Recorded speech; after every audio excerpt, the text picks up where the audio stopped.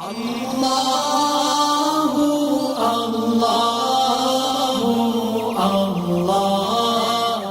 இந்த நோயாளிகளில் வந்து இந்த ஆஸ்துமா பேஷண்ட்லாம் இருக்கிறாங்க சார். இப்போ இவங்களுக்குலாம் வந்து பார்த்திங்கன்னா இந்த நுரையீரலில் இருக்கும். அவங்க வந்து மருந்து எடுக்கும் பொழுது நுரையீரலுக்கு டைரெக்டாக போகும். அவங்க மருந்து எப்படி கொடுக்குறாங்கன்னா இந்த இன்ஹேலர் மூலமாக தான் கொடுக்குறாங்க.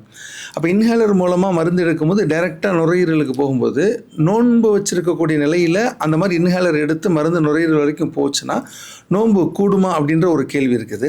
அதே மாதிரி இப்போ நிறைய சளி பிடிச்சிருக்குது, இல்லை தலைவலி ரொம்ப பாரமாக இருக்குது அப்படின்னு சொன்னால் நம்மளுடைய இந்த பாரம்பரிய முறையான அந்த ஆவி பிடிக்கிறது அப்படின்றது இருக்குது. ஆவி பிடிக்கிறதுல வந்து இந்த டேப்லெட்டை தான் போட்டு அந்த மருந்து வந்து உள்ளே போகுது. அப்போ இந்த மாதிரி நேரங்களில் இந்த ஆவி பிடிக்கிறது, இந்த பேஷண்ட்ஸை வந்து இன்ஹேலர் யூஸ் பண்ணுறதெல்லாம் பண்ணால் நோன்பு முறிஞ்சிருமா இல்லை நோன்பு கூடுமா சார்? நோன்பு முறிஞ்சிடும். ஏன்னு கேட்டால் இவங்க இன்ஹேலர் யூஸ் பண்ணால் வெறும் காற்று மட்டும் போகலை, அது கூட மருந்தும் சேர்ந்து தான் போகுது. வெறும் காற்று மட்டுமா இருந்தாக்கா இவங்க இன்ஹேலர் யூஸ் பண்ண தேவையில்லையா, மருந்து உள்ளே போகுது. அதனால் இன்ஹேலர் யூஸ் பண்ணக்கூடாது. ஆவி பிடிக்கிறது அப்படி தான். ஆவி பிடித்தல் வரும்பொழுது பலவையான பொருட்களை போடுவாங்க. அந்த காலத்துலலாம் உப்பு மஞ்சள் அப்படிலாம் போடுவாங்க. இப்போலாம் அப்படி இல்லை, டியூப் மாதிரி வாங்குறது போடுறாங்க. ஆக ஆவி பிடித்தாலும் அந்த மருந்து உள்ளே செல்கிறது. எந்த பொருள் உள்ளே சென்றாலும் நோன்பு கூடாது. அதனால் ஆவி பிடித்தல் என்பதும் கூடாது, இன்ஹேலர் யூஸ் பண்ணுங்கிறதும் கூடாது. ஓகே. நோன்பு ஆஸ்துமா பேஷண்ட் வந்து நம்ம இன்ஹேலர் யூஸ் பண்ணால் ஆவி பிடிச்சா நோன்பு கூடாதுன்னு சொல்கிறீங்க. இப்போ அந்த மாதிரியான பேஷண்ட் வந்து நோன்பு வைக்கிறதுக்கான சட்டம் என்ன? எப்படி அவங்க நோன்பு வைக்கிறதுக்கான சட்டம் என்ன?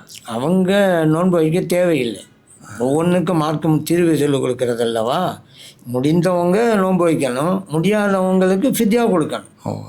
அந்த தான் இறைவனை அதுதான் விரும்பலாம். யுரீதுல்லாஹு பிக்குமுல் யுசுர், உங்களிடமிருந்து எளிதைத்தான் இறைவன் விரும்புகிறானே தவிர வலா யுரீது பிக்குமுல் உசுர், நீங்கள் சிரமப்படுவதை இறைவன் விரும்ப மாட்டான்.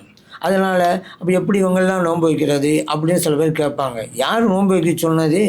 இந்த மாதிரி உள்ளவங்க நோன்பு வைக்க வேணாம், ஃபித்யா கொடுங்க என்று அல்லாஹு தாலாவே சொல்லி போது நம்ம மார்க்கம் அப்படி சொல்லி தரும் பொழுது கஷ்டப்பட்டு இவங்க நோன்பு வைக்கணும்னு அவசியம் கிடையாது. ஒவ்வொன்றும் தீர்வு இருக்குது.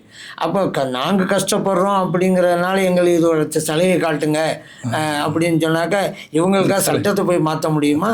சட்டம் தான். உங்களுக்கு முடிந்தால் நோன்பு வைங்க, இல்லைன்னா ஃபித்யா கொடுங்க. எல்லாத்தையும் தீர்வு இருக்குது.